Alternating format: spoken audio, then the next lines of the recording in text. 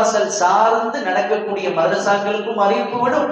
இன்னும் யார் யாரெல்லாம் பிரைவேட்டா நடத்துறாங்களோ தனிப்பட்ட முறையில அவர்களுடைய விஷயங்களிலேயும் அறிவிப்புகள் செய்யப்பட்டு ஆங்காங்கே மதரசாக்கள் நடப்பதனுடைய பின்னணி என்னன்னா, அல்லாஹ் குர்ஆன்ல சொல்றான்ல, நான் ஆரம்பத்தில் சொன்ன அந்த இந்த இல்மை நாம் கற்று பயனடைந்து நம் சந்ததிக்கு கொண்டு போய் சேர்க்க வேண்டிய கடமை நம்ம கையில உள்ளது.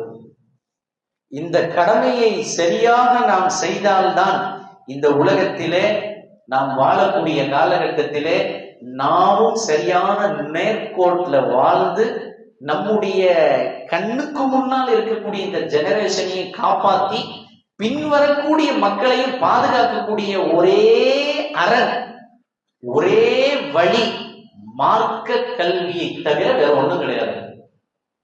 வேற ஏதாவது சொல்ல முடியுமா? இல்ல நாம தான் இருந்து பாதுகாப்போம்னாக்கா முடியுமா? நம்மளுடைய வயதுகள் ஓட ஓட, நம்மளுடைய காலங்கள் கலிய கலிய, நாம் என்றைக்கு இந்த துனியாவை விட்டு செல்வோம் என்று சொல்ல முடியாது. ஆனால் நாம் செய்துவிட்டு செல்லக்கூடிய சேவைகள் அது என்றைக்கும் தொன்று தொட்டு நடந்து கொண்டே இருக்கும். நாம்